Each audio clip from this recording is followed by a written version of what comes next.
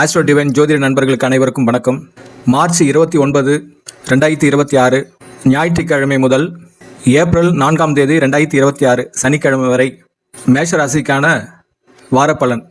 இந்த வாரத்துக்கான பொதுவான பலன் சொல்ல வேண்டும் என்றால், இந்த வாரத்தில் செவ்வாய் சனியில் அதாவது சனியுடன் மீனராசியில் சூரியனுடன் இணைய போகிறது. மீனராசியில் மொத்தம் 3 கிரகங்கள் இருக்க போகிறது. மீனராசியில் இருக்கும் சுக்கிரன் மேஷராசிக்கு செல்ல போகிறது. அந்த அடிப்படையில் பார்க்கும்போது மேஷ ராசிக்கு மீனராசி 12ஆம் இடம் விரயஸ்தானமாக இருப்பதால், அந்த மீனராசியில் 12ஆம் வீட்டில் இருக்கும் 3 கிரகங்களும் பொதுவான 7ஆம் பார்வையாக கன்னிராசியை, தன் மேஷராசியின் 6ஆம் வீடான கன்னிராசியை பார்ப்பதால் எதிரிகள், நோய், கடன், போட்டி, ஒரு விதமான சவால்களை ஏற்படுத்துகிற சூழல் உண்டாகும். இருப்பினும் உங்களுடைய ராசிநாதன் செவ்வாய் தன் 4ஆம் பார்வையாக மிதுனத்தை பார்ப்பது உங்களுக்கு 3ஆம் இடமாக மிதுனம் இருப்பதால், வாழ்க்கையிலும் உறவுகளின் சில நேர்மையான தாக்கங்கள் உங்களுக்கு உண்டாகும். அதாவது மிதுனத்தில் இருக்கும் குரு வக்ர குருவாக இருந்து 5ஆம் பார்வையாக துலா ராசியும், 7ஆம் பார்வையாக தனுசு ராசியும், 9ஆம் பார்வையாக கும்பராசியும் பார்க்கின்றது. இந்த அடிப்படையில் குருவின் பார்வை பார்ப்பதால் அறிவு சார்ந்த விஷயங்கள், ஆன்மீகம், பயணம், உயர்கல்வி ஆகிய துறைகளில் புதிய சிந்தனை உங்களுக்கு ஏற்பட்டதாக இருக்கும். ஆனால் அது ஒரு விதமாக தாமதத்தை உண்டாக்கலாம். இருந்தும் வளர்பிறை சந்திரன் சிம்மத்திலையும் கன்னிலையும் துலாத்திலையும் பயணிக்கிறதுனால உணர்ச்சியில் ஒரு விதமான ஏற்ற இறக்கங்கள் உண்டாகும்.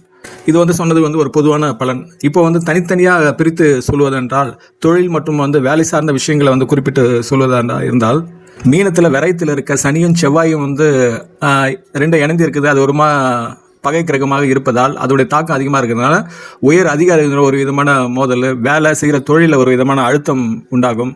அல்லது அந்த செய்கிற வேலையிலும் தொழிலும் ஒரு விதமான தாமதம் ஏற்படலாம். நீங்கள் எதிர்பார்க்காத சில பணி சுமைகள் உங்களுக்கு அதிகரிக்கும். இருந்தும் செவ்வாய், உங்கள் ராசிநாதன் செவ்வாய் இருக்கிறதுனால ஒரு விதமாக தைரியத்தோடு தான் நீங்கள் இருப்பீங்க. புதிய பொறுப்புகளை ஏற்கும் வாய்ப்பு உருவாகும். அரசு அல்லது நிர்வாக தொடர்புடைய சில வாய்ப்புகள்லாம், சில சலுகைகள்லாம் கிடைக்கும். தொழில் சார்ந்த வியாபாரிகளுக்கு ஒரு நடுநிலையாக இருக்கும், விதமாக தான் இருக்கும். புதிய இன்வெஸ்ட்மெண்ட்டை முதலீடுகள் தவிர்த்துடுங்க. வெளிநாட்டு வெளிமாநில அந்நிய தொடர்புகள் கொஞ்சம் முன்னேற்றம் காண்பதாக இருக்கும். இதற்கு அடுத்து உங்களுடைய பொருளாதார நிலை, ஃபினான்ஸ் சம்மந்தப்பட்ட விஷயங்கள் இந்த வாரம் சொல்வதாக இருப்பதாக இருந்தால், 12 உங்கள் ராசிநாதன் விரயஸ்தானத்தில் இருக்கிறதுனால செலவுகள் கொஞ்சம் அதிகப்படியாக நடக்க வாய்ப்பு உள்ளது. அந்த செலவுகள் குடும்பம் சார்ந்த செலவாக இருக்கலாம், மருத்துவம் சார்ந்த செலவாக இருக்கலாம், நீங்கள் ட்ராவல் பண்ணுற பயணம் சார்ந்த செலவாக இருக்கலாம். எப்படி இருந்தாலும் பணம் வெளியேற சூழல் உண்டாகும். அது தாண்டி சனியை உங்கள் ராசிநாதனோடு இருந்து உங்கள் வீட்டு 3ஆம் பார்வையாக ரிஷபத்தை, சனியின் பார்வை 3ஆம் பார்வையாக உங்கள் குடும்ப தன வாக்குஸ்தானத்தை ரிஷபத்தை பார்க்குது. அதுக்கு அடுத்து 7ஆம் பார்வையாக கன்னியை பார்க்குது. அப்புறம் 10ஆம் பார்வையாக தனுசு பார்க்குது. இந்த அடிப்படையில் சனியின் பார்வை இப்படி இருக்கிறதுனால நீண்டகால முதலீடு அல்லது சொத்து தொடர்பான விஷயங்களில் அது ஏற்படுற முன்னேற்றம் ரொம்ப ஸ்லோவாக தான் இருக்கும். எதிர்பாராத ஒரு வருமானம் கிடைக்கிறதுக்கான சாத்தியம் இருக்குது. அதாவது கடன் கொடுத்து அதை நீங்கள் கடன் திரும்ப பெறும்போது சீக்கிரம் வருவதற்கான வாய்ப்பு உள்ளது. இருந்தும் பரிவர்த்தனையில், மணி டிரான்சாக்ஷனில் ரொம்ப எச்சரிக்கையாக இருங்க. தேவையில்லாத செலவுகளை குறைப்பது நல்லது. இதற்கு அடுத்து குடும்பம் மற்றும் உறவுகள் சார்ந்த விஷயங்கள் எது போல இருக்கும் என்றால், குடும்ப வாழ்க்கையில் சில பதற்றங்கள் இருக்கும். உங்களுடைய பார்ட்னர் அதாவது நீங்கள் மனைவியாக இருந்தால் கணவருடன், கணவராக இருந்தால் மனைவியுடன் சில கருத்து முரண்பாடுகள் எழலாம். மற்றும் குடும்ப உறுப்பினர்களுடைய இந்த கருத்து விவாதம் உண்டாகலாம். அதனால் தேவையற்ற விவாதங்களை தவிர்த்து கொள்ளுங்கள். இருந்த உங்கள் ராசிநாதன் 7ஆம் பார்வையாக கன்னியை பார்ப்பது உறவுகளை ஒரு விதமான ஆர்வத்தை அதிகரிக்கும். இருந்த உங்களுக்குள்ள இயற்கையாக இருக்கிற அந்த ஆக்ரோஷம் கொஞ்சம் மட்டுப்படுத்துங்கள். காதல் சார்ந்த வாழ்க்கையில் உணர்ச்சிகளை ஏற்ற இறக்கம் இருக்கும். அது எப்போனா 29ஆம் தேதியிலிருந்து 31ஆம் தேதி வரைக்கும் சிம்மத்தில் சந்திரன் கேதுவோட இருக்கும்போது, இது 1ஆம் தேதி 2ஆம் தேதி கன்னிக்கு போகும்போது அந்த காதல் சார்ந்த உணர்ச்சி இதில் கொஞ்சம் நீங்கள் கவனமாக இருந்தாக வேண்டியிருக்கு. உங்களுடைய பெற்றோர் அல்லது உங்களுடைய வயதில் மூத்தவர்களுடைய உடல்நல கொஞ்சம் கவனமாக பார்த்து கொள்ளுங்கள். மற்றபடி குடும்பம் அந்த சார்ந்த உறவுகள் கொஞ்சம் நடுநிலையாக தான் இருக்கும். இருந்தும் நீங்கள் கவனித்து பிரச்சனைகளை தவிர்த்து குடும்ப உறவுகளை வளர்த்து கொள்ளுங்கள்.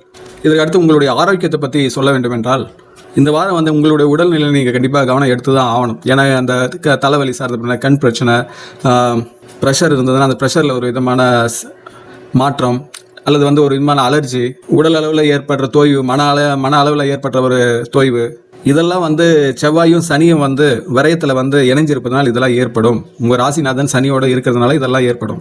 அது இல்லாமல் சந்திரன் 3ஆம் தேதியிலேருந்து 5ஆம் தேதி வரைக்கும் துலாம் ராசியில் இருக்குது. இப்போ அப்படி இருக்கும்போது அந்த மனம் சார்ந்த ஒரு அழுத்தம் அதிகரிக்கும்.